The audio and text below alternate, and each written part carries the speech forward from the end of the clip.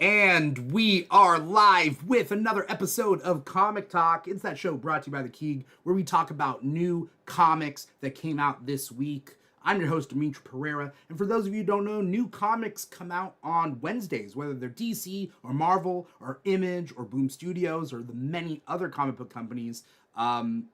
They all come out on Wednesdays, and we're here to talk about it on a Thursday. It is August 1st, 2024. It's a Thursday. Everything that we read this week, we're going to talk about. Obviously, it is inhumanly possible to read literally everything, but we do our best to try to cover, a zone defense, so to speak, on all the comics that came out this week. I'm your host, Dimithri Perera, and if you're watching us live, you're watching us on twitch.tv/The Keeg Show or youtube.com/The Keeg Show, or maybe you're listening to the podcast wherever you get your podcast from. But wherever you guys are watching or listening or digesting us, like, comment, subscribe, follow, do your thing out there. Let me introduce my guest. We got Gil Baron, aka GJ Baron, here on the show. Never at a loss for words with Gil and I. We can talk for hours, so that's what this show is. Talk about all the comics that we read this week. How you doing, Gil? I am doing great. I'm so excited to be here with you to talk comics, my favorite topic. We were just, pre-Zoom, we were talking about all the Comic-Con news and cool stuff that's coming out. We're gonna do a special Comic-Con episode this weekend to talk about the news that came out. And so, sure, there was a lot of news. The thing about Comic-Con, though, is it's never exclusive anymore, right? It just goes on the internet right away. Yeah, I mean, this is the thing I've always said is you learn more about what happened at Comic-Con by staying home from Comic-Con.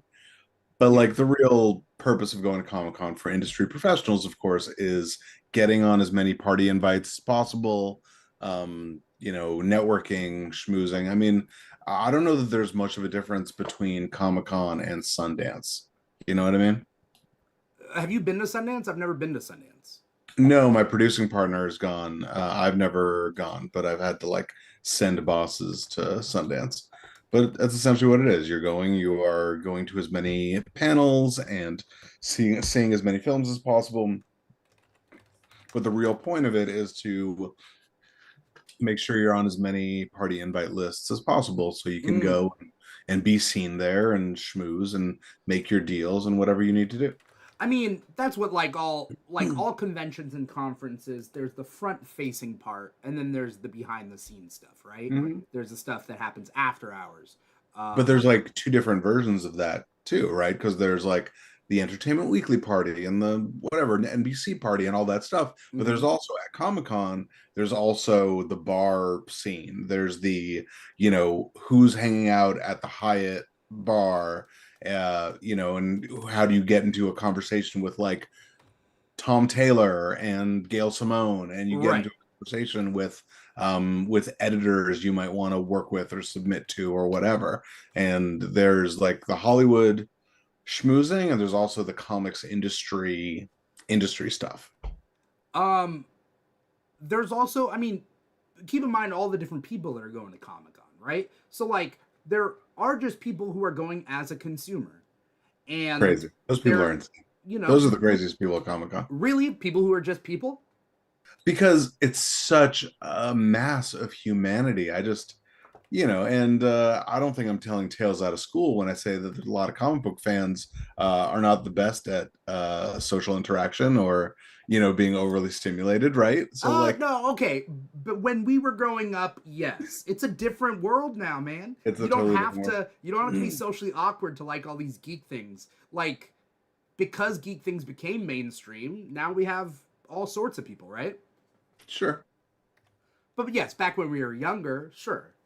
Yeah, but if someone's going to Comic-Con because they want to get deals on comics, that's crazy to pay whatever $100 for your ticket because you want to get 50% off of trade paperbacks. Well, nobody goes for that, right? People are going. I thought that's what you're saying. That there are people who are literally walking the floor because they want to fill their sketchbook or. When I said consumer, did you mean consumer? Did you see it as consumer, someone who's just there to buy things? I meant there just as a commercial just a normal person who likes Marvel movies, who likes Star Trek, who just kind of goes to like go to the panels, to see the cosplay, to maybe to buy some stuff, but that's not the point. It's the point of like going to Disneyland. Yeah, but you're also talking about like collectors, vendors. There's so Yeah, many different so kinds of people everybody's there. there for a different thing, and I think Yeah. that's what people don't realize. Some people are there to find love. Are they? There are I mean, cosplayers, of course, there to yes. show off and be seen and ply their trade, and artists and artisans and all of these kind of vendors that make clothing vendors. I mean, it really is an entire city unto itself. Oh yeah. I mean, I don't think people like even people who go have yet to like. There's a lot of people who have yet to scratch the surface of what Comic Con really is. So, you Yeah. know, getting a different thing out of it depending on what you're going for. But bringing it back to comics, would you be able to? So there are celebrities that go there. They're big movie stars and whatnot, and maybe they stay in the city and you can see them on the street.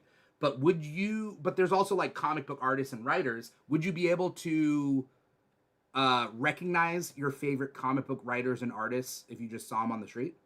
Some, but look, the first time I went to Comic Con, I think I was 19 years old. I wound up at a bar drinking with Steve Dillon, and that See, was I like don't even know who's Steve Dillon. Is it like he's the artist from Preacher.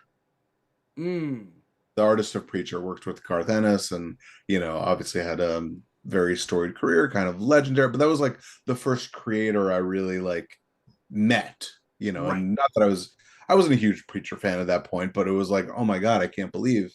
Um, And then, I live here in Studio City, Sherman Oaks. So a lot of these creators will frequent the same stores as I do. Right. So, I've run into Mark Wade at the store, Jeff Johns and other people. And then you're at Comic Con and they kind of recognize you. Like I've gone past Mark Wade's booth and he's been like, hey, man, I don't think he knows my name, but he like No. recognizes me by face. And that's like, that makes me feel special, certainly. Yeah. But you go to the bar and you're just kind of having nice conversations with people, and you realize you're talking to Todd Knock or a million other amazing human beings, right? Yeah.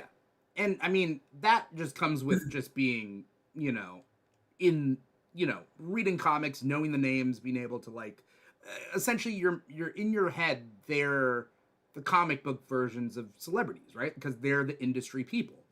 And now Um we're at an age where people our age are writing, so you're right. just having a drink with someone who looks completely like a contemporary of yours, and it's Jackson Lanzig and Colin Kelly or whatever. Yeah. Um, so here's also the thing about this show is because I was at Comic Con, I didn't get to do Comic Talk last week, and so there were books that came out last week that, I mean, for the purpose of this episode, quote unquote, we won't be talking about. But here's a question: did you read anything good last week? Yes, I read everything good last week. What Okay, came out last week? I think did NYX come out last week? I liked NYX. I Yeah, thought NYX was really. You know what? I was not super hype on the first X-Men book that came out. Was it X-Men or Uncanny? it was X Men. I thought that was just so like weirdly middle of the road. It was Like very middle like of the this, road. this is your like opening salvo I for this think new era of X-Men. Like it just seemed like such a weird one to start with. it was a I thought reintroduction, though, right? That was the point. I Yeah, but it wasn't like a good No, introduction. no, I but thought like, it was just so just basic. I thought NYX was good, and this week I thought X Force was really good. mm, So I'm hopeful, and I was really kind of surprised. I told you this earlier today, but I was really surprised by Era of Apocalypse, which is a mini series that sort of bridges the gap between Krakoa and now, but yeah. like doesn't seem like it's had that much hype to me. I mean, I haven't been Mm. super on Twitter, but it doesn't seem like it's had like big hype as like, you saw the end of Krakoa. Now here's like the bridging the gap. What's going on with Apocalypse? Who's going to be the heir of Apocalypse? I Well, didn't think it was going to be that big a deal. I mean, I've been talking about it on the show about like Krakoa ending. I mean, this show, Comic Talk, literally started when like roughly a little bit after Krakoa started, right? So we've only been talking about Krakoa and X Men for the sake of Comic Talk. Yeah. But like with that era ending and then the new era starting, normally there's like a crossover, like a Marvel crossover event. Like last time, it was War of the Realms that was taking place right before the Krakoan Age started. So like, there are certain series like Era of Apocalypse or Helverine that are bridging this gap that are just kind of meant to just kind of like keep these characters in flux just for the, leading Sure. up to this new thing. I'm skimming Helverine, but I just nothing in the world can make me care about a Ghost Rider book. I just Oh, we'll talk about it because I've been liking we can Helverine. talk about it. Do you know the Okay. twist that happens Yeah. at the end of the first episode or first issue? Okay. No, I've been skimming it. Yeah. It just feels very. Let's talk about it. Let's talk about out of your list, and if you know the issue numbers, let me know the issue numbers because what'd you read this week? I read just about everything. I read X Force, Air of Apocalypse. I believe was issue 6, right? Issue 4. Issue 4. Yeah. Um, Amazing Spider-Man, which is the end of the Zeb Wells run. Amazing Spider-Man 54. Yeah. That's 54. Shadow of the Green Goblin, which is a Spider-Man miniseries. That was issue 6, right? I don't know. I didn't write it down. Yeah, that was actually that was issue 4. It was just a 4-issue miniseries. okay. Yeah. And today I just read Ultimate Spider-Man number 7. Okay. Good. So between those 3 Spider-Man books, it was like, oh, there's a lot of Green Goblin going on in Spider-Man right now. True. I read Blood Hunt. Mm-hmm. Number 5. Yeah, including whatever the miniseries was. Was it Midnight Suns? Midnight Suns. Oh, you read that one. Okay, I didn't prep that one, but cool. Yeah. Yeah, I read that one. I read just about everything. You read Red Hood, The Hill, number 6. I read Red Hood. I read Fantastic Four, which is also a Blood Hunt tie-in. Yeah. I skimmed Captain Marvel. I didn't. I read the first issue of Black Widow Venomous, which I didn't know that was even going to be in continuity. Looking at the cover, it looked like it was going to be sort of an out of continuity thing. But I read. You're catching me with my pants down. You're naming books I didn't prep. The image Sorry, for the live stream. How dare you? You also read Identity Crisis, which is the DC Super Pets little seasonal thing. Absolute Power Task Force 7. You are throwing curveballs at me. Yes, Absolute Power Task Force. Well, I mean, you got to be up on the event. The Absolute. How dare you do extra credit? Is it?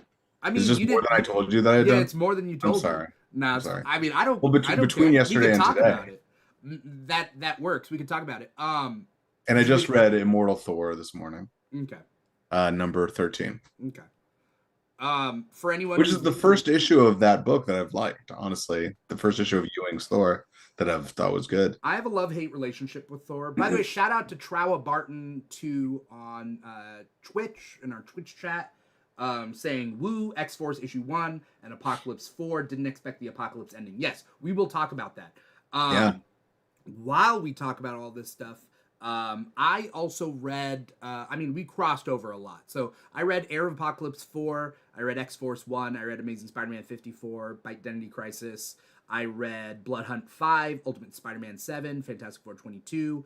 I read Spider-Gwen the Ghost Spider 3, the cover art by Mark Brooks, amazing. That's really beautiful cover, for sure. Like, that needs to be a poster. Like, they have to make that a poster.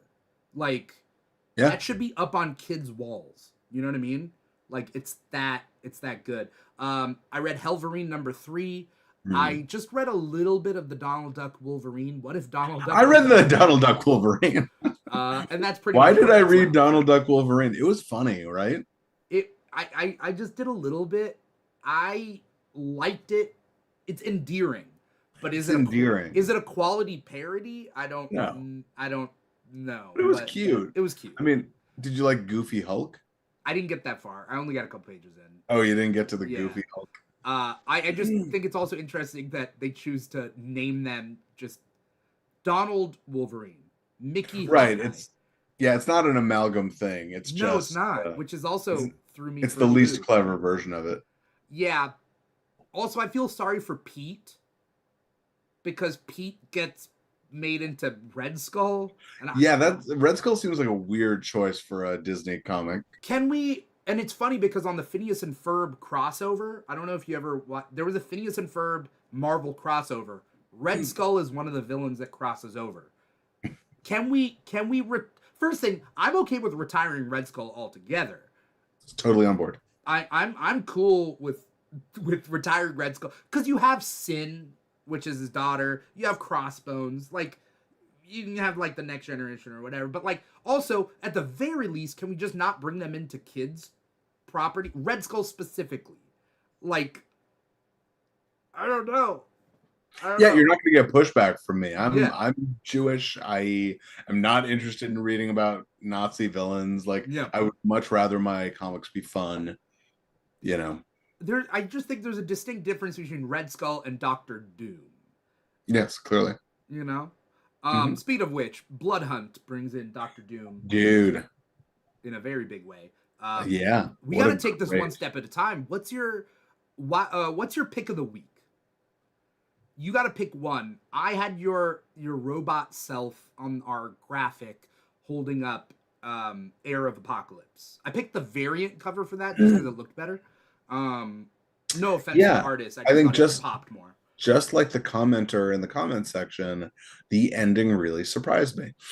That's why it shot to the top of the list for me, mainly because like I thought that this series was going to be popcorn, that it was going to be empty calories, that it was going to be like, all right, this a little bridge series, just a little battle royale sort of situation. Little battle royale, and it's not going to amount to anything. And of course, like Apocalypse is going to end it being like no one is worthy to be Apocalypse, and he's just going to continue being Apocalypse. Like the point of it, as was with the end of Rise of the Powers of X, Rise of the Powers of 10, was just to make Apocalypse useful as a villain again, right? Because during the co-op, he had basically reformed, and kind of the point of Rise was to be like, all right, well, you know, he can be a bad guy again. Now that Krakoa is gone, he's going to be on the opposite side to our heroes. And I thought this was just going to be another thing, just kind of like confirming that.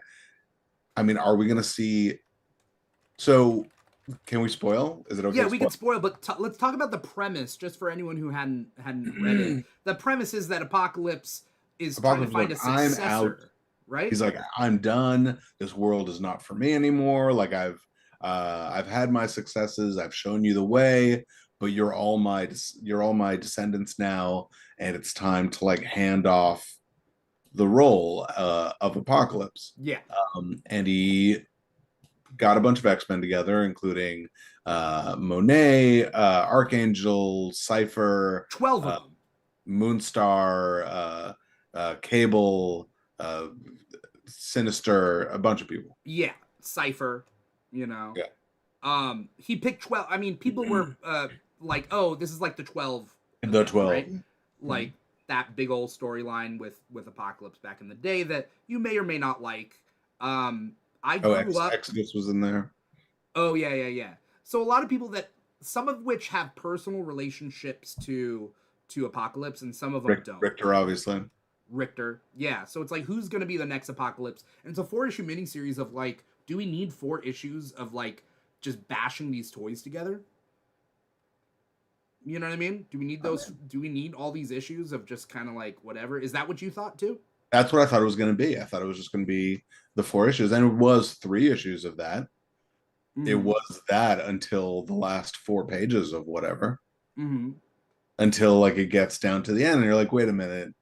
Kind of seems like they don't have enough space to just make this not matter. It kind of seems like it's starting to matter as you get like closer and closer to the end of it, right? And in the end, the last 2 left were Moonstar and Cypher, and you're like, of course it's going to be Moonstar, right? Like Cypher doesn't fight. Cypher's not, you know, Doug Ramsey isn't Apocalypse, and then Doug Ramsey is Apocalypse. Doug Ramsey becomes a character called Revelation. Right.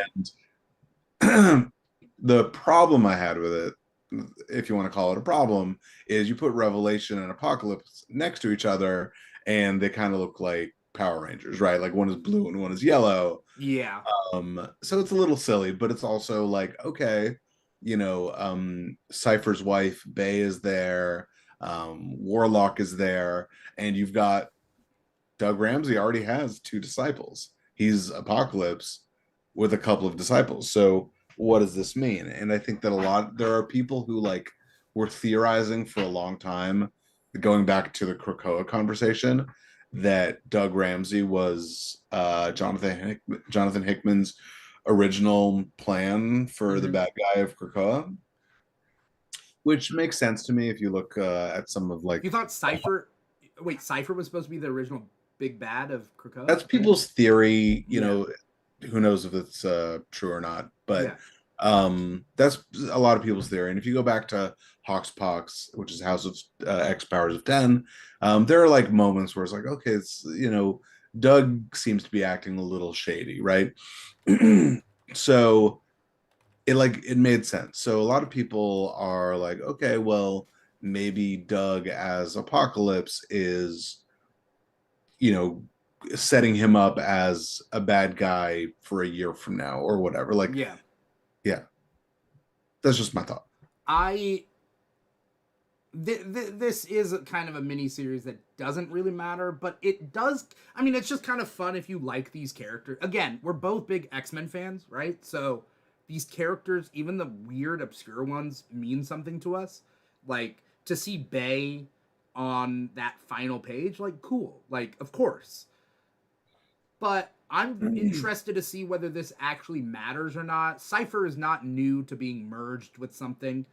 I mean, he's not really merged with anything per se, but he's powered up, right? Like, Cypher's always been kind of a joke character. Yeah, like, he's a guy. If anyone doesn't know, Cypher's power is to understand languages. And so he was really useful on Krakoa as the person who communicates with Krakoa because he can understand an island. And like, there's a lot of like thematic stuff that's interesting with him. But on the X-Men, he's not a physical presence because he can't fight. He's just sort of a regular guy otherwise. Yeah. He has no physical powers. And so to give him these apocalyptian powers, how does a normal guy deal with that? So is this another like Dark Phoenix Redux, right? Like normal guy gets powers beyond themselves, Yeah. It's gonna be really interesting to see. I mean, we'll see what happens. I got the ending spoiled by you. Sorry.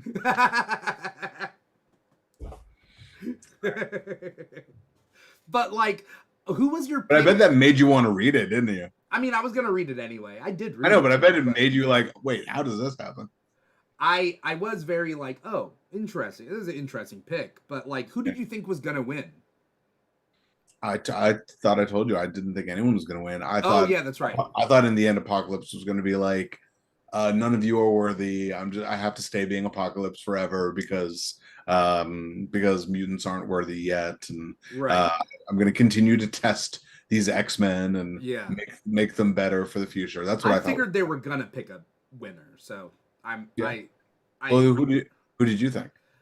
Someone who needed a power up, but I didn't think it was Cypher. I thought it was gonna be Richter. I think that like no, actually I didn't think of it as who needed a power up. I thought of it who needed the spotlight on them going into the I can see why Richter would make sense for that. But there's so many of those characters, I mean, in this series that were like disciples of Apocalypse. They're like at some point had been his heirs in some kind of way, right? Cable has a long history with Apocalypse, and of course Archangel, and of course Richter. Like these are all characters that could have been, Yeah. Shout out to Trowa Barton too, also saying, just mentioning that the vampire's getting freaky with Mr. Fantastic on that cover, but that's neither here nor there. That happens in the book. I was surprised that actually happened in the story. Story. It was a good one. It wasn't my pick of the week, but like it was a good one. But also everything Ryan North does, he's really climbing the ranks for me as one of my favorite writers. Yeah. I was not a huge Squirrel Girl person. I never like really bothered with it, but I really liked He did at IDW. He did a Star Trek Lower Decks miniseries, Mm, and it was really good. yeah. Speaking of, sorry. Also, speaking of which, the new Teenage Mutant Ninja Turtles run started last week, and so Yeah, I read that one, the Raphael that was centric interesting. comic. Just wanted to shout that one out by Jason I, Aaron. I I loved the artwork of it. I guess it was Joelle Jones. I didn't realize until the end because it was such a different style for her. Right. Like I really knew Joelle Jones from Wonder Woman, and this was like such a different. Maybe it was a different inker, different colorist, but It's I mean, it also was just a turtle. Like it's a physical turtle. Like you're gonna draw them to look yeah, different, right? sure. But I mean, Joelle Jones Wonder Woman, there were also like creatures and magical things, like Yeah. Um, Um, but I've had, Trowa yeah. Barton, I think their vote was for Danny Moonstar. Said make her evil again. That she was evil back in Age of Apocalypse. I don't remember when she was. I don't remember her in Age of Apocalypse, but yeah. On my X-Men reread, I have just gotten to Phalanx Covenant, Mm. and after that is going to be Age of Apocalypse. So I have Phalanx Covenant coming up next, the first trade of Generation X, and that leads into Age of Apocalypse. Oh, So there we'll you see how go. that goes. Yeah. And Zero Tolerance after that. Um, your pick of the week was Era of Apocalypse #4. My pick of the week was Ultimate Spider-Man 7. Now Really good. there was a lot there was a bunch of good comics this week. DC barely had any comics this week because it was a Yeah. 5 Wednesday month last month. So What did you think of Absolute Power? Did you get to read Absolute Power? no, I'm not reading the task. I don't care about the Amazo robots. Um, okay, but how are you feeling about the Green Arrow of it all? I think there has to be a twist. I'm reading Green Arrow. I'm all for Absolute Power right now. I'm not loving it like I loved Blood Hunt #5, which we're hopping around, but like I have thoughts Yeah, on but Blood Hunt. But remember, like, Blood Hunt is at the end of its, story, but I and thought it started off very strong. Blood I, Hunt, Blood it Hunt did, but I thought very strong. I definitely thought it meandered in the middle. Yeah, I'm not super interested in Blade's daughter's like side quests or Miles Morales' side I don't quests. know. The side quests on Blood Hunt have been really like the miniseries have been really good. Some of them have been, yeah. I don't. I liked Magic. Magic was really fun. I Oh, love the one Jubilee. shot. I like the Jubilee one shot. Wolverine Blood Hunt was amazing.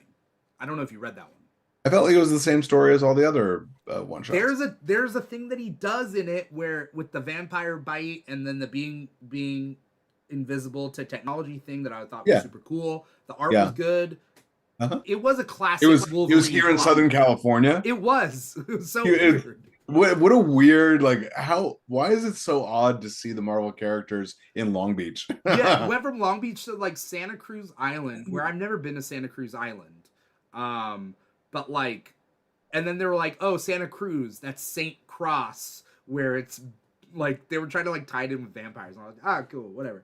Sure. You know.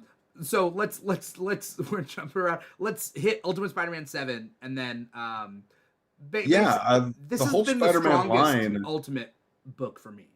Yeah, for me it's the only ultimate book. I mean, I've been reading Black Panther. Now that Storm is in it, it's kind of interesting. Mm-hmm. But X-Men, I can't really wrap my mind I around can't it. either. It's not for me, maybe. It's okay that it's not for us. We are two old guys. It's perfectly fine. It's for the kids. I'm young. I don't know about you. You're right. You're young, but it's for the anime I'm just a kid. baby. Yeah, you're just a little baby. I know. Everything should be written for me because I'm the You're the special boy. I'm the demographic, being young like me, But yes, but I love everything about the way they've reimagined MJ and the family. I love everything about how they've reimagined Uncle Ben and J. Jonah Jameson. The relationship with Harry, like every scene with Harry Osborn, it's like Hitchcockian levels of suspense. yes, because you know where it's coming, where it's going. Well, You like, is it going to? Because it's Ultimate. That's I don't know, that's it part might of the or it fun, might right? not. But that's what this issue was Yeah. like, oh, his AI is his father, who Oh, is the same Norman Osborn that we've always known. Like a well, pretty as far as we know, but yes. I'm saying like similar at Yeah. least Yeah. in personality. And he decided to put that voice in his head. That, that's psycho. That's like, so it's I've been on kind of a Hitchcock kick, but Yeah. that's what I'm feeling like. When you put something in the book that the audience knows that the characters don't know, you're creating suspense, Yeah. right? And immediately you had like Dr. Octopus, which is like, okay, like that felt a little more like just a cameo, but Well, everything there's two things about Doctor Octopus that I want to throw out. One is, did you see the piece? There's a shot where he's on this platform and the platform, arms. but it looks like arms, but they're not. They're just pipes They're that are not. going into other things. But on that angle, it looks like the pipes are going into his back. I was like, oh, and then I had to look. Very clever. Second thing I'm, is, I'm not sure I'm on board with handsome Dr. Octopus. Like, let the man be overweight. Let him have a bowl cut. It's I mean, this not is everyone all. has to This be is. yassified. I think it's to show like this is just a different universe. And it's very funny because I was naysaying this. I'm still sometimes a naysayer on this Ultimate Universe, but I originally thought that this universe was exactly the 616, except the breaking points in time that the Maker did. But it turns out it is just a different but similar universe that also then was broken by the Maker at different points Mhm. in its timeline. So this whole time I was like, why? Like these certain things don't make sense. It's the same thing but different. So what's? But it turns out it's not, and that's okay with me. I like it better knowing that it was a similar but different universe to begin with before the Maker messed up the timeline. Sure. So handsome and young Doctor Octopus. That's not something that you can break in the timeline to make happen. You can't Right. make him be born later. You That's know. true. That's true. So maybe I'm okay with it for now. Was it last issue that they did the double date, or was that the issue before? It was issue before. Yeah. That was, again, it's just one of those. This relationship between Harry and Peter is so fascinating, the Yeah. way they're writing it. It's Hickman, right? Hickman's writing Yeah. it. Yeah, I mean, what an interesting exploration. Because like the whole point of these alt timelines, alt universes, you retell these stories to tell you something about the character that we already know, right? And the way that they're exploring Harry and Peter, I feel like is giving so much dimension Yeah. to, 616 Harry and Peter. And the last time we saw Harry, I believe, was like the Sin Eaters, something like that. Yeah, I don't. Harry's thing in the 616 has been weird because he had to do the sin. He had to take away the sin's past stuff. You know what? Let's not talk about it. That's a whole different thing. Anyway, this one. I honestly haven't been mad at the Zeb Wells run. I know they're like some Spider fans have been like all up their butt about it. I've found most of it really fun. I love Rec Rap. Rec Okay. Rap is I think we might be the only two people that like Rec Rap. I like Rec Rap. He's Bizarro. He's Bizarro. he's Bizarro, absolutely, but in a funner way. I mean, not to completely jump all over the place, but did you read the Josh Williamson Action Comics arc? Not the was With Bizarro, the Bizarro one. the That wasn't. recent one. Yeah, Yeah, I read that one. that was Scary Bizarro, which I don't think we've Yeah. seen a Yeah. long time. But yeah, Rec Rap, I think in small doses is going to be really, really fun. Yeah. Just as a part of that universe. Like the, Let's the way he gets all Spider-Man stuff wrong is just so funny to me. also just the idea that his name is Rec Rap, which is Parker backwards, and Oh, great. if anyone looks into this, they will. Why would Rec Rap the weird That would be Spider-Man thing? that's such a weird A to C to do for someone to look into. I mean, I think it's stupider over like going back to DC. I Yeah. think it's stupid that Damian has a big D on his belt And every time he's hanging out with Batman, he calls him father. No, he Like, does. He has a big. He doesn't. He has a big D on his belt. pull up a picture of Damian Wayne Robin right now in his gray Currently, costume. Yeah, current Damian Wayne. His his belt buckle is a D. Everyone calls him Damian. He calls Batman father. Batman calls him son. If people don't know the about Batman being Bruce Wayne at this point, they're stupid. Like the DCU has completely given up on Bruce Wayne being a secret identity. um, as far as I can see, his belt buckle resembles a D, but it's just a belt buckle. It's because the belt buckle's like this, right? Yeah. Right, but why do they draw it like a D? Because most belt buckles in DC are like a symbol. They're usually like a bat or a circle or whatever. You see a He's D. got I didn't see that. I mean, maybe I could buy it. Okay, it just looks like a belt buckle to me, but like a real person belt buckle, not a superhero belt. Because superhero belt buckles are like a symbol with no like little peg thing that goes in or whatever, right? right, It's just like right. So why does he have he has. a belt buckle that resembles a D?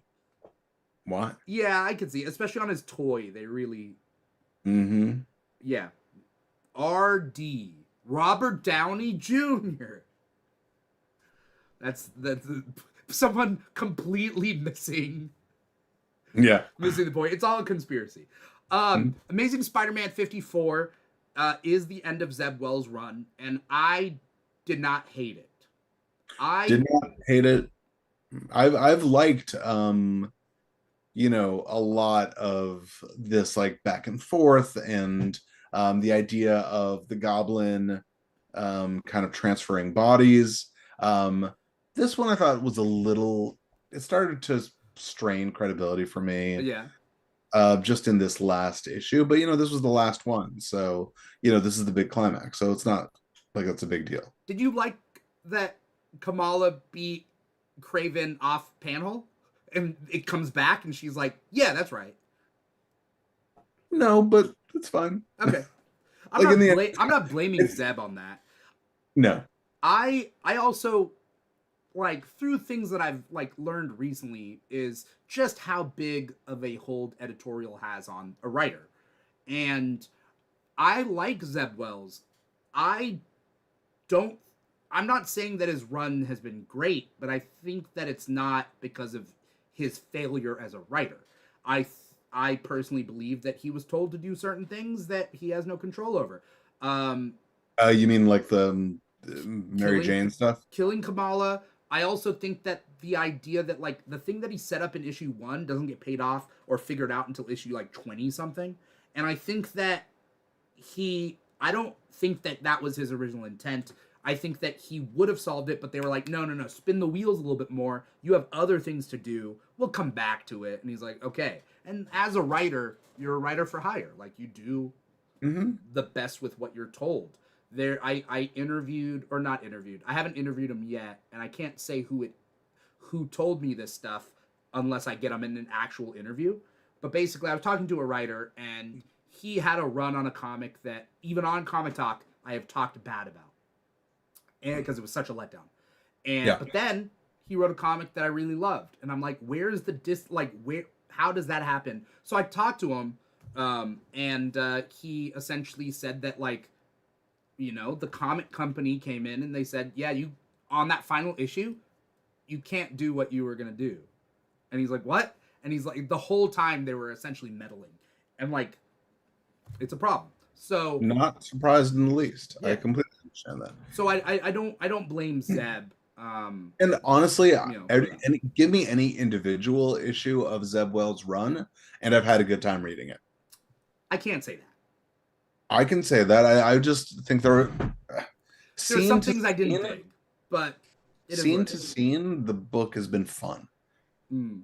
I've had fun reading any individual issue, seeing what's been going on with Peter, stuff that's going on with Chasm. I really hate Chasm also. So I wanted for Ben to get his rehabilitation and get back to being like alternate Spider-Man, kind of more of a Scarlet Spider. but I liked Dark Web as an event. Okay.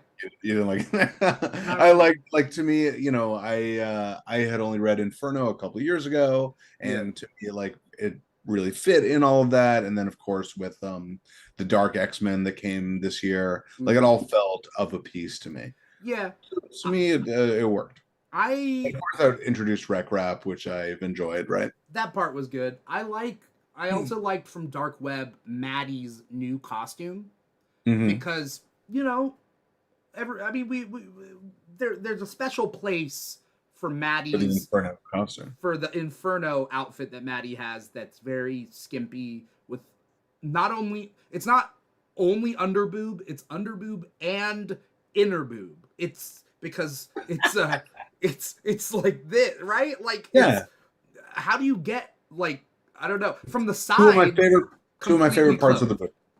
What's that? Two of my favorite parts. Yeah, who's to say the outer boob and the upper boob overrated, you know? Two of um my top 10 parts of the book. let's there's latitude and longitude. Let's figure out these. Anyway, regardless, Anyway, the moving on. anyway, I think Maddie's costume in Dark Web is my favorite Maddie costume with the crown and the whatever. Like I like it. It's regal, but it's sexy. It works for her. And so I really like her costume in that. That's what I'm gonna say about her in Dark Web. Amazing Spider-Man 54 though, moving off of it. What I don't like is that at the end of every writer on Amazing Spider-Man, they will always do this multi-page thing where it's like, who is Spider-Man? What does he mean? It's classic monologue at the end of Tobey Maguire's like each right. Tobey Maguire movie. Who am I? I'm Spider-Man. And it's just they do it in comic book form where it's like montage. Who am I? Ben is back. I Well, if love you're going to your leave a book, you know? and you're not going to be given, like, I don't know what Zeb Wells wanted, right? Yeah. Like, what did he want?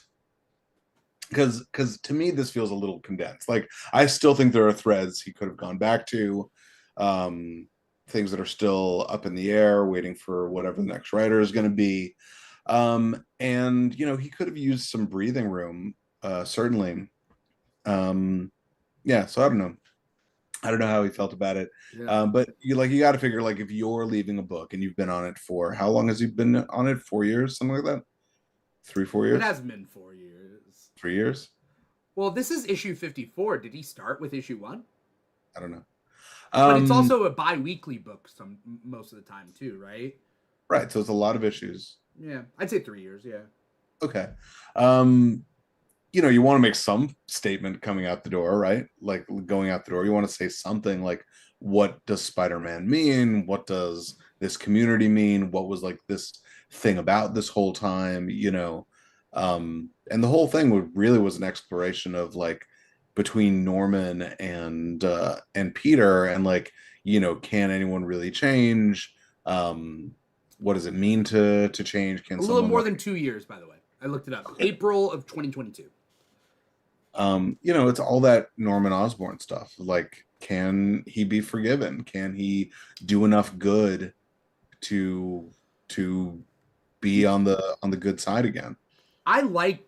I'm maybe I'm alone here, but I like good Norman Osborn. I'm not saying I love good Norman Osborn. I just like the idea that the man has to suffer with his conscience. I think Mhm. that is maybe it's not redemption, but it's the road to redemption for me. I think it's easy for someone who does bad to like give up their life to save the universe, but it's like I think it's more fitting for a It's road to harder to live redemption. with it. Yeah, it's harder to live with it, you know? Yeah. So I like And that look, idea. and the third Spider-Man book from this week was Shadow of the Green Goblin. And so it's interesting because the three books kind of had three different versions of the Goblin, right? You want to talk about Shadow of the Green Goblin then? I liked it. What did you think about it? I didn't read this issue. I read the first two issues, or maybe even the first one issue of it. So I don't It's really. interesting. I mean, I liked Demetrius. I only recently read Craven's Last Hunt. Mhm. And so like to me, like, oh, Demetrius doing Spider-Man, okay, this is a really special moment, so it was cool to see. And like the series takes place in like the month between Spider-Man getting his powers, and I think like a month after Uncle Ben dies Oh, okay. is when it takes place. Yeah. So Uncle Ben has just died, and Spider-Man is like hasn't met the Green Goblin yet. Like it's all super super new. So he's dealing with the consequence of something Norman is doing without knowing anything about Harry or Norman or Gwen or anything. Yeah. And the emotionality of like of currently grieving Aunt May and currently grieving Peter was, I think, done so well.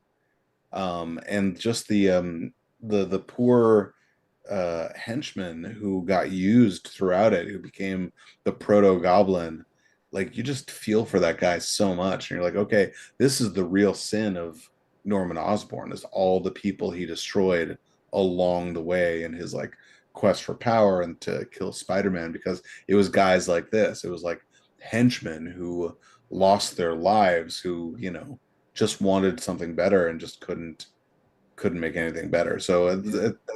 that's fascinating to me. Is that like between these three Spider-Man books, they've all been Green Goblin focused this month, and they all have different shades of the Goblin and showing like why it's such an important piece of the Spider-Man mythology.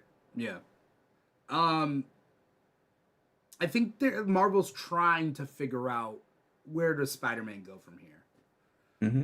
I think they haven't. What's next on the docket for Spider-Man? Who's going to be the next Amazing Rider? Do you know? I actually don't know, but I can look into that. In the meantime, But I imagine people have been really excited about Ultimate. That's gotten a lot of creative kudos, a lot of yeah, critical acclaim. I have to imagine people are looking at Ultimate like, oh, maybe this is what the future of Spider-Man should be. Something more along these lines of like Family Man Spider-Man. Like, there's still interesting stories to tell if like his home life is supportive, rather than falling apart at all times. you're incorrect about this being Zeb Wells' final issue. It's not Oh, 54. He's on 55. okay, interesting. Oh, he's on 56. Oh, He's on 57. Looks like he's continuing. all right, we were wrong. All right, so he's got more to say. Yeah, It felt like an ending. Maybe it it was just. did. Yeah, you're right. It did, right? Mm-hmm. Okay, so Joe Kelly takes over in issue 61. Okay. Zeb Wells will get to issue 60 in a special oversized finale, and then Joe Kelly takes over on 61 and starts the 8 Deaths of Spider-Man. Okay, that's fun. It looks like it also ties in with what happens in Blood Hunt, with Doctor Doom being Sorcerer Supreme, which we should talk about. Spoilies, yeah. Let's hit Blood Hunt. We got like 20 minutes left on this, but we're We're getting going through over, everything. right? We're getting that through everything. We're hopping around, Yeah. doing our thing. I really liked 5, and I really liked Fantastic Four, as a tie-in. Yes. Um, yeah. Blood Hunt 5. You say it ended too late, or it ended just on time? A little late. Okay. I thought some of the miniseries meandered, and maybe I didn't have to read all of them. You didn't. No, but Fantastic Four has been so consistently good since Ryan North jumped on it. I love that it's sort of a Star Trek: The Next Generation, Twilight Zone, kind of like every issue is its own, self-contained thing. So the Fantastic Four, it was just a 2-issue crossover as part of Blood Hunt, but it was mostly Reed Richards and Alicia Masters, which is not a pairing you usually see. To the point where maybe I'm wrong, and I know I'm wrong, but maybe I'm wrong to consider that. But I was like, are they flirting? I know they're not flirting, but it just seemed too nice. I've never seen them face to face, Right. and it just seemed like her appreciation for him and his not dismissal of her, because I'm used to Reed kind of missing the point a lot. Um, Well, I think Ryan North just writes a Reed Richards that is a little more engaged. yes. I don't think his Reed Richards is has the fatal flaw that a lot of other people's Reed Richards does, that he's Mhm. like really oblivious to everyone and like Yes. is kind of a bad guy. Yeah. Like he kind of got that out in the first arc where Ben was like really mad at Reed for, for what he did to save New York City. Um, and so, this feels like a little bit of repair work on Reed after a few years of bad guy Reed being around. Yeah. I mean, let's talk real quick about Fantastic Four number 22 then, and then we'll hit what ends up in Blood Hunt. Yeah. But So basically, I don't think that I saw them flirting, but remember I didn't this see them Fantastic flirting. Four. I just wondered. I was like, wait, I don't know, just because I've never seen him like that. Mhm. This Fantastic Four, or this sorry, I completely lost my thought. But yeah, it just those characters, they all live under the same roof, and they have for a while now, Yeah. right? And it really is two families plus Johnny right now, because Thing and Alicia have two kids. They have a Kree child and a Skrull child, and of course the Richards have Valeria and Franklin. And Johnny's a little odd man out, but he's Uncle Johnny. Right. Um, and so and like all of that stuff was built up during the Dan Slott run, which I thought I actually really liked. Um, so the fact that these two characters have lived under the same roof for now multiple years of real lifetime, it would be weird if they didn't have some kind of rapport or connection at this point. Like unless Reed like is just the rudest person in the world and like literally like comes home and is just like, yeah, you're Ben's girlfriend, whatever. Right. Send Ben in here when I need someone to lift something. If he's like so dismissive of her, then he's just really a douche. But like these are people that live together. They're essentially co-parenting their four children. Right. She's essentially Sue's sister-in-law, or Reed's sister-in-law, right? Yeah. Alicia's sister-in-law. Ben might as well be a brother to Reed, Yep. right? I think So so. yeah. I definitely see that. Uh, so yeah, I mean, I didn't know that if Mr. Fantastic stretches too quickly, he will rip. Yeah, I don't know if that's ever been before, I but don't. like Yeah. it kind of makes sense for like plastic rubber, right? If you are, it makes sense that like, for to use his powers, you're kind of like, all right, let me warm up, let me like stretch to a point where it's comfortable for me. For him to Yeah. like immediately emergency stretch, it makes sense that there would be a consequence for that. I like that because otherwise he's too much like Plastic Man. Because Plastic Man in DC is like a god. He's Yeah, only limited by his own like humanity in a by his weird way. own mass, right? What's that? He's limited by his mass. No, no, he can. He can change He mass. he. I mean, yeah, he's become like a kaiju. Like Okay. he's fought in Furnace. He's fought Furnace the Burning. Um, from Injustice League. So I don't know. Anyway, the point being is like Mr. Fantastic. I'm glad that he has a limit on his thing. And it was kind of gross to think of like his rubber body ripping and then Yeah, there was definitely some bleeding. body horror here. But I Yeah. also really liked that what this issue was about was the limits of his intelligence, right? It was like, well, this is a magical problem, and you are a science guy. It's okay to leave this one to Dr. Fate or Dr. Strange or whatever, Yeah. right? Yeah. It's okay to leave this one to the other guys. I mean, he probably should have been in the room when they decided to give the Sorcerer Supreme title to Doctor Doom. Probably should have been consulted, but Yeah. I yeah. knew there was a twist. Let's hop over to Blood Hunt 5. In Blood Hunt 5, the Well, event I is. knew that the next event was going to be a Doom focused event, Yeah. so I kind of assumed that it was going to come right out of Blood Hunt. And this is one of the things I really think Marvel does well is makes every event kind of spin out of the last event in a Yeah. way that DC like doesn't do quite as well. Right. Because Civil War became. Spun into Siege. Or no. Civil War spun into Secret Invasion, which spun into Siege. Right? Which. World War Hulk, yeah, Yeah. it's Yeah. just like yeah, that's just kind of how it goes. So yeah, I'm looking at you're right, Civil War, Secret Invasion. After Secret Invasion, there's Dark Reign, which ends with Siege, right? And like Yeah, I'm gonna that might assume. as well have been a trilogy of events. It worked. Yeah, and you have a similar thing happening right now, right? You just have, we had King in Black. What was it, last year or the year before? A And long time. King in Black was a long time ago. It's right. funny because we've been reading comics for so long. Sometimes we're like, I mean, how long ago was Secret Invasion? But people were referencing King in Black during this crossover. I mean, do you want to know when King in Black came out? I'm sure it was during the pandemic, I assume. Yeah, it was 2020 to 2021. Yeah, Yeah. that makes sense to me. Um, But it's funny because in our head, like, we've well, been look, like, even the pandemic doesn't feel that long ago to me.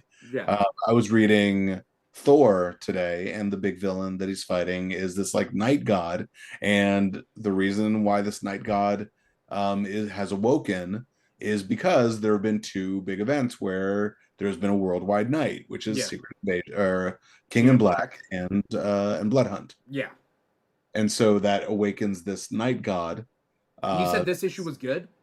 it was good. I haven't been super into the Al Ewing run. I don't really like have at the sort of Thor. I don't like that Thor. So there's like other Thor writers that I've really liked, but when you get to like Shakespearean with Thor, I'm not a big fan.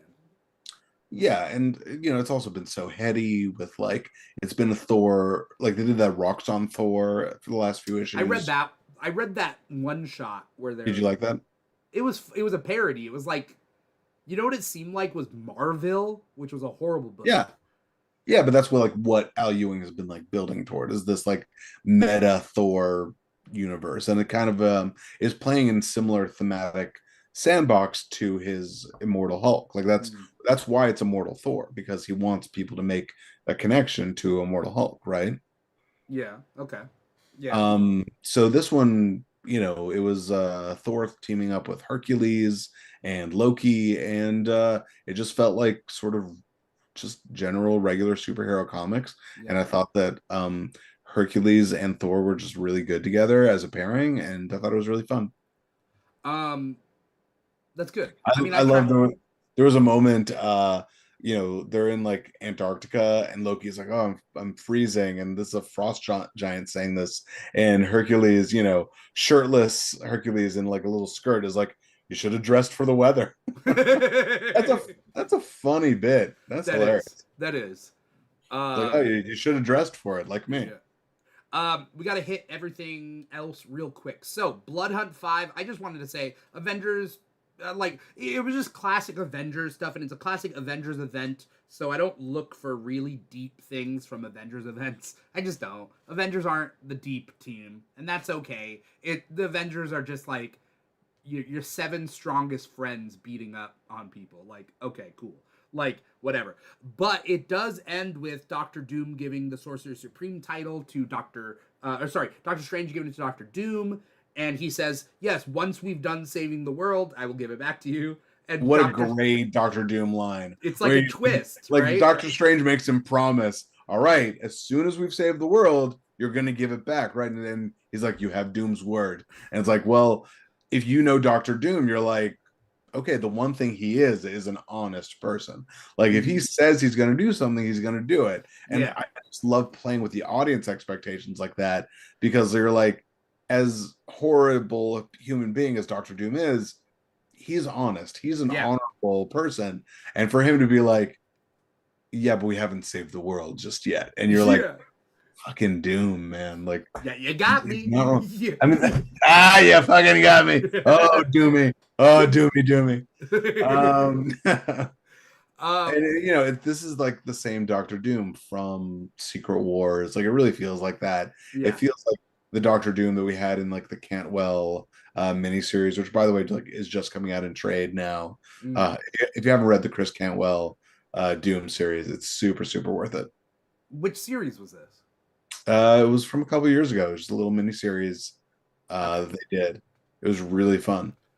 Um, I'm gonna drop this grenade, and I'll be able to talk about it on the Comic Con episode that we'll do. But I am I just want to know yes or no. Are you a fan of the RDJ Doom or no? No, Okay. but it's Okay. okay. So we're not talking about it. Well, okay. What do you want to say?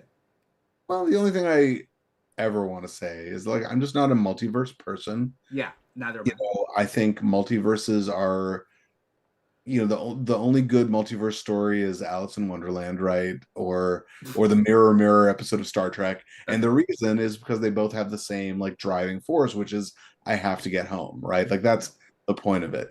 And so if you're trying to blow up like reality, I just wish I feel like I'm being scattered right now, but I feel like these characters, I just want to see them introduced as themselves first. Yeah, Like I agree. I Yes. don't care about a bunch of variants. Like I I'm sure the Fantastic Four is going to be great. Everything about it looks like it's really cool and stylized and interesting, and I love the cast. I don't want them to come from another universe. I for me, that's I me. agree. I agree. I mean, I'm sure look, they've already sold the ticket. They have my money already. It's fine. But given my druthers, I would rather a really simple, straightforward I want the story. Fantastic Four and the X-Men and Doctor Doom to be from this MCU because I people agree. forget MCU is not the MCM. It's not the Marvel Cinematic Multiverse. Well, it's like Marvel Cinematic Universe is the universe that we have been watching this whole time. And maybe So, that's closed-minded, but I just think if you're a character, if you as a person, you enter a universe, right? And your past universe is gone. That's a horror movie. That is not an adventure movie. yeah, You are not gonna leave your universe that just fucking was destroyed and the billions and billions of people that were on your earth and come to this one and be like, I guess I'm an adventurer here now and like right. be able to quip and have fun and whatever. Like that's really harrowing stuff. I think the multiverse is best done in very small doses. I think that and certain characters don't need the multiverse in their stories, Mm-hmm. you know? Look, I even enjoyed Wolverine and Deadpool and Wolverine, Yeah. but It was a like, spectacle. it was a spectacle and it was a parody. So if anyone, like, I've seen so many articles recently about like who's what's the what being? It's not Nexus being. It's Oh, the anchor being. who's an anchor being. I've seen so many articles like, I oh, think the idea of an anchor being is dumb because the anchor being is born in the timeline at a certain point. and So at some it's point they not have to die. so the time yeah, and so at some point they die. So you're telling me that timelines essentially only exist for a certain how does it extend past it doesn't make any sense. So Well, they say it takes I don't want to get thousands of into it. years after someone dies for like the reality to unravel, which is just a dumb cop out. But it's the same thing that I said when we talk about Star Trek, right? We've talked about Star Trek a lot. Yeah. We're getting Um, off the point. We got I more know, comics to but talk I'm about. bringing it back. I'm bringing it back. Okay. Um, in Star Trek, there should not be a concept of fate, right? It's not Star Wars where there's like a chosen one character. And I feel the same way about Marvel. There's so many characters that to give any one character chosen one status is such a disservice to the whole ongoing narrative. I agree. That's all I'll say about it. I agree. I don't think they're like the whole. I'm of the belief that anyone can be a hero. That's the whole point of all these Star Trek, Star Wars, Marvel, DC. Like everyone makes a difference. The idea that there's one person that the universe depends on, I don't like that. So whatever. Moving on That's to fascism. That's some fascism shit, right? well, it's also And we religious. aren't It's also fascists. religious. Right. No, you're right. I mean, the one person who's that Only everything one relies on. person can save us. That's It is no. what it is. I wanna hit. We're gonna hit a bunch of things. DC Identity Crisis, cute book. I like the choices that they did. Bitewing doesn't talk until like the end of the story and a very small amount, and I'm okay with that. And then Bitewing is a dog in this, and Bitewing like shake constantly just like barks and shakes, and you're not gonna put a thing in the dog's ear that it's not gonna like fall out. So I liked it. I Yeah, thought it that was was cute. super fun. Yeah. Yeah, that was the whole thing about it. It was just clearly just a silly book about all of the pets in the DC universe. They Yeah. had like a Robin at the end. They had some bad guy animals too. It Yeah. was very funny. They had Lobo's dog. Like everyone shows up, and you can't imagine that this takes place in actual continuity. But it's just a really fun read. If you like pictures of cute animals, this is one to pick up. Bitewing is super cute. Bite I can't get enough. Um I love Tom Taylor's whole run on Nightwing, mm, and Bitewing has been such a fun addition because obviously it's a save the cat moment, right? You've got your hero character; he's gonna adopt a dog. Of course, he's gonna adopt a three-legged dog. and it's a Like girl named right, Haley and girl after the named circus. Come yeah, on. names it after the place he grew up. So cute, and has been a puppy for most of Tom Taylor's run. Has been just like a little tiny No, puppy. but getting grown like in the last Yeah, issue of slowly Nightwing. growing. Mhm. Yeah, almost like not fully grown, right? But like Not still fully grown. bigger than a puppy. Red Hood the Hill #6. Let's talk about it real quick. You get a sentence. It's been an interesting series. It's cool to see Jason kind of have his own world. And what's weird about Gotham City is that even, it's a city with all this crime. It's been like very white for a long time. Yeah, Interesting to be like, okay, well, it is a diverse city. It's a big city. It's supposed to be in New Jersey. There are gangs. There are yeah, also black gangs in this city. yeah. And it's been in a weird way a win for diversity. Like you don't want to be like, hey, win for diversity, a black criminal. But Right. at the same time, you know, you want it to reflect a real world of like there's multiple kinds of people, and there were all these characters in it that were like kind of hype beastie kind of characters living in like sort of hip hop sneaker culture, Yeah, and that's an interesting world to explore with Red Hood that no other Bat character has really done. yeah. Um, yeah, I don't know if any of that is coherent, but I think that like it all worked for me specifically as a way to world build, Yeah. and the way that it like included Batman, I thought was really good. Okay. Quick thoughts is I like a Gotham that's lived in, so I think that ties in with what you're saying. I like Birds of Prey, the movie, the Gotham in that movie. It looks lived in. I also think that Tim Burton's Gotham is very white, and also, you're telling me this major city doesn't have a sports stadium? Do you think Tim Burton's Gotham has a sports stadium at some point, like Well, somewhere? I mean, the the Chris Nolan does. I mean, Yeah, we know Chris Nolan's does. we know that Yeah, there's sports teams in the Gotham. but That's like, the Gotham Knights are yeah, the but football team. Tim Burton's version of Gotham was not like a city. It was like a stage, It was a set. Yeah. Yeah. Real quick, I think that hits everything that you did. I wanted to shout out Spider-Gwen, the Ghost Spider #3. Amazing cover art by Mark Brooks. Amazing internal art by Federica. Last name I'm blanking on, Mancine, I believe. Uh, Federica Mancine, and is written by Stephanie Phillips. Shout out to the three of them that I tagged on Instagram, and then Stephanie reposted the Instagram story. And I always just like it when people like repost, a story and you tag them in. It's like, I don't know, it's always nice. Guys, Donald. What if Donald Duck became Wolverine? What What? if? Yeah, I mean, you like it? Did you like this Can you one? imagine? Can you imagine if Donald Duck became What Wolverine? if? Wouldn't that be crazy? It's about. I will say that like, it's about time that Disney did their parody of Marvel, like Yeah. after owning it. And I'm okay with it.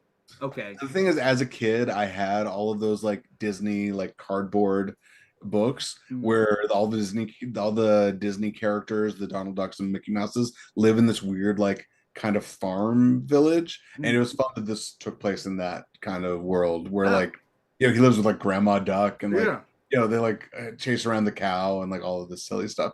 Yeah. Also, Disney comics alone are not popular in America, but they are popular elsewhere, like super popular. Donald Duck comics, Scrooge comics, all those Yeah. things. So, There's a new writer on Scrooge comics, right? There's I don't like know. a new volume of Scrooge coming out. They And have the Infinity Dime that came out recently, that one okay. shot. But I I don't know mean, what they're look, gonna do go with back and read all that Karl Barks stuff. I mean, Yeah, there's a it's classic. reason.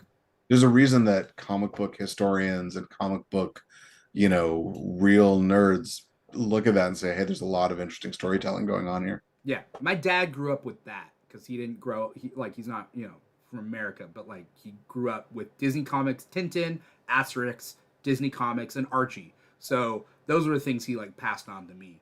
Mm-hmm. Not that he passed on; he's very much alive. But like what I'm saying is like as a kid, he would show those to me. And I do want to say that Helverine #3. I'm not a fan of Ghost Rider, but because this is like those edgy characters that are just dark and like there's claws and hellfire and like whatever. But And that's the point, spikies and flames. I'm only reading it because they brought Dakin back from hell, and I need Dakin back for good. So I'm reading it for Dakin. All right, let's see what happens next. I mean, it was You a know? pretty dark ending for him at the end. Yes. It's like take the Ghost Rider. Oh no, he's actually dead. Never mind. Yeah. So we'll see. But I need Wolverine the fan. Maybe I'm a one-trick pony here, but I'm just a fan of families in superhero comics, and I know people are getting tired of it. But I like Wolverine as a family man. I like Batman as a family man. Maybe I'm just getting to this age where I'm like, why aren't these superheroes just family men? But once you have a family, they have to suffer, right? Like that's comic storytelling, right? Like what the reason to have a family, the reason to create all these characters is to create more drama and put each of them in danger, right? So Yeah, but also it doesn't have to be danger. It could be like the Flash, where like yes, they get put into danger, but you also get to see them grow and love and like make friends, like Irie West and we've had that in the Animal Wolverine Man's stuff. daughter are friends. It's kind of Yeah, like how are you feeling about Cy Spurrier's Flash right now? I'm not reading it. I can't. I That's can't tough. get into it. It's tough. Yeah. I miss Jeremy Adams on it, honestly. But Jeremy Adams wrote that Task Force 7. Do you Like want if to just? you, I'm literally going to give you a sentence. You got to sum up that whatever you want to say in a sentence because we're running out of time. all right, so this was I'm not picking on you. I'm saying I'm getting into it. Okay. I'm wasting my second. All right. You get one sentence. So this was the Justice Society tie-in. This Amazo, if you don't know, Amanda Waller enlisted a bunch of Amazos and sent them out to steal the powers from different superheroes. So this is the Green Lantern Amazo and goes after Alan Scott. And once it absorbs Alan Scott's power, it accidentally absorbs part of the Starheart, which gives it a little bit of free will. So it starts questioning what it's doing. So this might be the first, weakness in the armor that we see that might be what leads to the end of absolute power. So there's a lot of interesting stuff in it. Jeremy Adams writes the Justice Society better than almost anyone else. He was really one of the best pound for pound character writers in comics. I say go for it. Take a look. Yeah. I think Jade Stone is going to be joining the Justice Society. I think. Is that true? That's cool. I didn't know that. I think they're setting up Jade Stone. I think they're setting up Jade Stone to be a character. I think they released that at Comic-Con. I think they said something like that. I believe that the new iteration of the Justice Society is going to be like kind of a dual team book where it's going to be the Old JSA Guard and New Guard and the Infinity Inc. Yeah, which is interesting. Yeah, so I think Jade Stone, which is weird because Jade is on the Justice Infinity. Society, so the age thing doesn't necessarily make sense because if you look at the JSA, you're going to have Hawkman and Hawkgirl. No, what I mean is we're gonna have Kendra's still, I think, 21, 22. Yeah, I'm just saying that Jade Stone, Jade, and Alan Scott are all going to be in the same book. Oh, you mean too many Green Lantern characters? Yeah. Well, there's a bunch of Green Lantern characters in Green Lantern. But they're the core. That's the whole point of the core is that they're... Are you reading Philip Kennedy Johnson's War Journal? I'm not reading War Journal. I'm caught up with Hal Jordan. Oh, man. Read War Journal, man. It's so good. Okay. I love everything Philip Kennedy Johnson does. And I love what he's done with Jon Stewart's backstory, learning about his mom. I thought, what a clever idea to make her like an old school, civil rights. I didn't know that. Okay, I only read a couple issues in, but okay. Yeah, I mean, I know she has dementia, right? She has dementia, but her backstory is that she was, a freedom writer type of civil rights leader Yeah.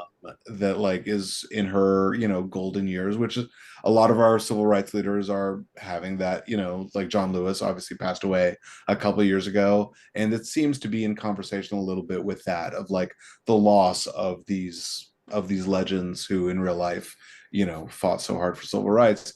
So to connect Jon Stewart to that, I thought was such a great idea. I don't know if you read the John Ridley Secret History of the DC Universe, but it Yeah. kind of like made Jon Stewart not super like down with the culture. Mm. I don't know that it's for me to talk about, but Yeah. like, yeah, this at least redeems him in that respect. I remember I think I read something in that book, but is that book canon? I don't know if that book's canon. I think it's outside of canon, Yeah. but I think there was stuff in it that was good Yeah. that I think if writers wanted to look back on it and be like, hey, that like Mal Hall story was actually really good. Maybe Yeah. let's bring some of that characterization into Teen Titans in the future or whatever. Yeah. I think that all of that is perfectly respectful. And I think that just the idea of Jon Stewart and John Henry Irons being buddies, I think that's a really good pairing. I thought they worked well together. Yeah. And yeah, no, I've really liked it so far. All right. All right. Cool. Cool. Cool. I All think right. that's pretty much everything that we read this That's week. all I got to say. Okay. Gil, thank you so much for coming on this episode, talking all about the comics and everything. Before we get going, what do you got coming up, or where can we find you? What do you got coming up? Anything you want to plug? Of course, you can find me on the internet. I'm Gil Baron on all the things. We have shows. We got comedy shows coming up on August 10th at the UCB Theater in Hollywood, California. We have Pop Cultured with Jimmy Pardo, which is a really fun comedy game show. This month's guests on that show are going to be Rich Summer from Mad Men, Karen Kilgariff, an amazing stand-up, and Lawndale Theus Jr., who's also an amazing stand-up. I love him a lot. You probably know him from like the Regal Theaters opening video. He's the Oh. guy that does the Eddie Murphy impression in that.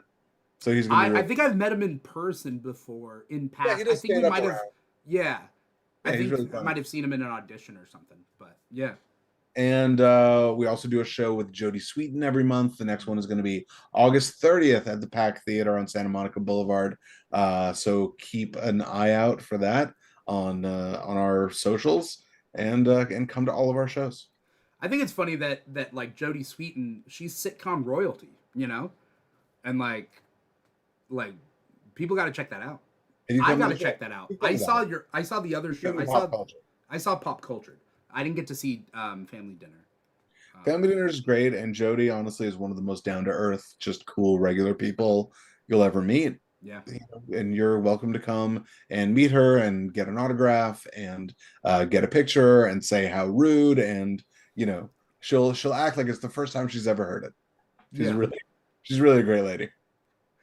I go up to her and I'm like, I love your line. Did I do that? She'd laugh. Anyway, thank you, Gil. You obviously have a lot going on, and I recommend everybody to check out your social media, GJ Baron, to find out all the things that you do, because you do a lot of stuff. So It's tough with the social media. I mean, we could talk about it offline, but Yeah. I feel like I need to start I have to start a Baron produces it or something. Because all of my social media right now is Israel stuff, and Yeah. it's not easy. I think separation, like like a new Instagram. Is that what you said? Yeah, I mean, look, since October 7th, I've lost so many followers, especially in comedy. I've lost real life friendships. People that I thought were like really down with me or cared about me, and the second I started talking about my family being in danger, they were like, not for me. Yeah, I get that. Yeah, I'm sorry that happened. that's okay. But GJ Baron on social media, you do a lot of stuff, so I'm excited for the stuff that you have to come. Let's keep talking comics, guys. Yeah. For everybody out there who is watching and or listening, you're watching us live at twitch.tv/The Keeg Show or youtube.com/The Keeg Show, or you're listening to the podcast wherever you get your podcasts from, whether it's Apple Podcasts, Spotify, iHeartRadio, Amazon Music, Audible, SoundCloud. I think we're on all of those. So wherever you guys are watching or listening to podcasts, you can find us. If you're on social media, follow The Keeg at The Keeg Show on TikTok and Instagram. Those are the two biggest ones. We're also on Facebook, Threads, Twitter, all of that, at The Keeg Show or / The Keeg Show. Wherever, you can find us, including patreon.com / The Keeg Show. If you want to follow me individually, you can follow me at This Is Dimithri on social media. If you want to come up with, follow me personally. Also, if you want to find a comic shop near you, go to comicshoplocator.com. Find a comic shop near you. Support your local comic shops. Also, support your local public libraries. That's a huge thing. And they probably got comics for you there. So, support your local public libraries and your public schools. I'm just creating a list of things. Public schools, public libraries, local comic shops, all that stuff. Other than all that, that's pretty much it. This is Comic Talk, where we talk about comic books every Thursday, 5 p.m. Pacific, 8 p.m. Eastern. But we also got other shows. We got the Keeg Talks on the weekends. We got State of X, which is our X-Men podcast, on every month. So there's a lot of stuff that you can do to keep up with the Keeg. That's pretty much it. Thank you once again, Gil, so much for coming on. Thank you to Trowa Barton 2 for being on our Twitch chat, at least earlier, saying, Trowa Barton 2 says, Venom's Blood Hunt was kind of mid. So that's fair. What can you do? Thank you guys so much for watching and listening. Once again, I'm your host, Dimithri Perera, and this has been Comic Talk for the week of Thursday, August 1st, 2024. Take care, everybody. Bye-bye.